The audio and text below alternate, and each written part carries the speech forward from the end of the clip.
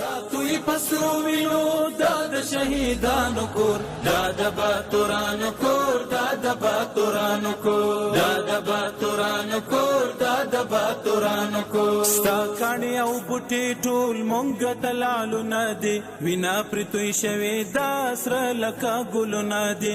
کلی څوک نیولی شي دا دي د زمریانو کور، دا د باتورانو کور، دا د باتورانو.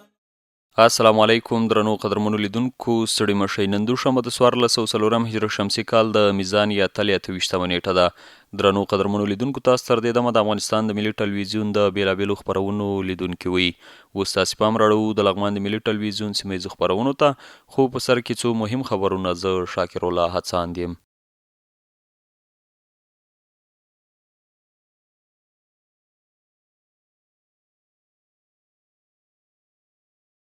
بسم الله الرحمن الرحیم. لغمان والي د مرکز اړوند د پښیو سیمې له مشرانو سره ناسته وکړه. د لغمان والي الحاج قاری بختیار معاذ د مرکز اړوند د پښیو سیمې له مشرانو سره ناسته وکړه. د ناستې په پیل کې د پښیو سیمې مشرانو د لغمان والي څخه مننه وکړه چې د ولسونو ستونزې له نږدې څاري او په وخت ورته رسیدګي کوي. یادو مشرانو وویل چې د دوی په سیمه کې موجود سړک 2 سرکه کیږي، خو دا مهال د ښاروالۍ له لوري یوازې د سړک یو خوا نیول شوي. غوښتنه دا وه چې دواړه خواوې په مساوي ډول تر کار لاندې ونیول شي. په ورته مهال کې د لغمان والي الحاج قاری بختیار معاذ د یادې ستونزې د شریکولو له امله د مشرانو څخه مننه وکړه. ویې ویل زه د لغمان ولایت د ټولو ولسونو بې مثاله خدمت ته ژمن یم او هڅه کوم چې د ټولو سیمو مشروع غوښتنو ته رسېدنه وشي. نوموړي ډاډ ورکړ چې د پښیو د سړک ستونزه به له اړوندې ادارې سره شریکه شي او د حل لپاره به لازم اجرات ترسره شي. د لغمان امنیه قومندان د ختیځ زون د بیت المال د اصلحو اجناسو د ثبت او تثبیت کمیسیون له مسؤلینو سره ولیدل. د لغمان ولایت امنیه قومندان مل پاسوال مولوي نجیب الله بدخشي د ختیځ زون د بیت المال د اصلحو اجناسو د ثبت او تثبیت کمیسیون له مسؤلینو سره د امنیه قومندانۍ د غونډو په تالار کې وکتل. په دې لیدنه کې د دواړو لوریو د بیت المال اړوند موضوعاتو د اصلحو اجناسو د ثبت، تثبیت او ساتنې په اړه هر اړخیز بحثونه وکړل. د یاد کمیسیون مشري حاجي عرب کوله چې د امنیه قومندانۍ د رهبرۍ له مسؤلینو سره یې د اړوند چارو په اړه مفصلې خبرې وکړې. نوموړي ډاډ څرګند کړ چې د لغمان امنیه قومندانۍ لخوا مطرح شوي موضوعات به د کمیسیون له مشرتابه سره شریک کړي څو د بیت المال د اصلحو اجناسو اړوند مهمې پریکړې وڅېړل شي او لازم اقدامات ترسره شي. د غونډې په پای کې دواړو لورو د لا نږدې همکاري او همغږۍ د پیاوړتیا ډاډ څرګند کړ. د لغمان پوهنتون د پاکو او صحي اوبو پروژه ګټې اخیستنې ته وسپارل شوه. د همدې خبر نور جزئیات زموږ همکار هدایت الله دانش راکوي. لغمان پوهنتون کې د پاکو او صحي اوبو پروژه ګټې اخیستنې ته وسپارل شوه.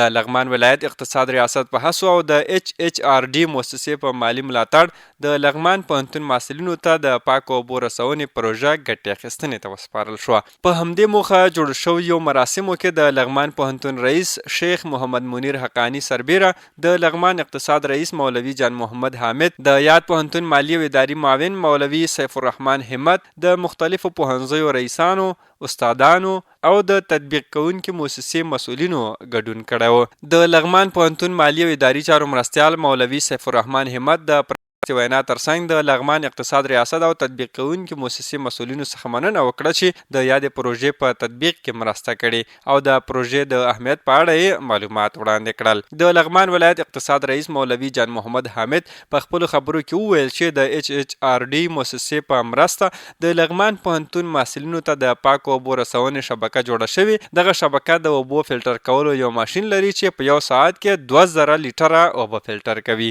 هغه د موسسې مسؤلینو څخه وغوښتل چې د دې پروژې سربیره د لغمان پوهنتون ته د اوبو رسونې په برخه کې نورې پروژې هم منظورې کړي د لغمان پوهنتون د اوبو مشکل ورسره حل شي. په ورته وخت کې د HHRD موسسې مسؤلینو هم د مراسمو په ترڅ کې د پروژې په اړه خپل نظرونه وړاندې کړل او د ټولو همکارانو یې مننه وکړه او ډاډ ورکړ چې دوی به کوښښ کوي ترڅو په راتلونکي کې ورته پروژې لا نورې تطبیق کړي. د غونډې په پای کې د لغمان پوهنتون رهبري د لغمان اقتصاد رئیس مولوي جان محمد حامد هڅې د ستاینلیک په ورکولو سره وستایلې. د مهترلام ښاروالۍ له لوري د 1 کیلومتر په اوږدوالي د سړک هموارکارۍ چارې پیل شوې. د همدې خبر نور حال زموږ د همکار عبدالوارث مخلص په دې ریپورټ کې. د 10 متره په پلنوالي د سړک د هموارکارۍ چارې پیل شوې. د مهترلام ښاروالۍ تخنیکي او مسلکي امیر انجینر زاهد الله مجددي وویل چې د یاد سړک په جوړېدو سره به د یادې سیمې اوسیدونکو ته د اسانه تګ راتګ زمینه برابره شي.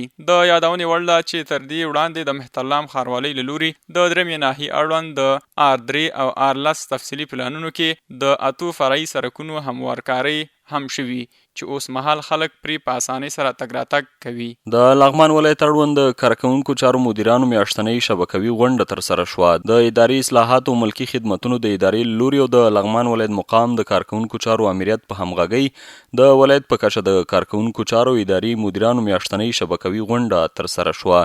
په پیل کې د اداري اصلاحاتو او ملکي خدمتونو د ادارې مسؤل مفتي محمد نسیم نعماني ګډونوالو ته د خراغلاس ترڅنګ اداري کارکوونکو ته د شبکوي غونډې د اهمیت په یادې غونډې کې د دایمي ګډون، مسؤلیت پیژندنې، نظارت او مراقبت، تعینات، ارتقای ظرفیت، ارزیابي، شکایتونه اورېدل او اطاعت په برخه کې لازم معلومات ورکړل.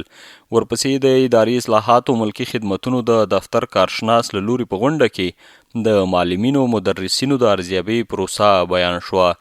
د غونډې په پای کې د ګډونوالو ترمنځ د نظرونو تبادله وشوه. ګډونوالو خپل نظریات او ستونزې د حل په موخه د اړوند مقاماتو سره شریکې کړې چې ورته د ستونزو د حل ډاډ او اطمینان ورکړل شو.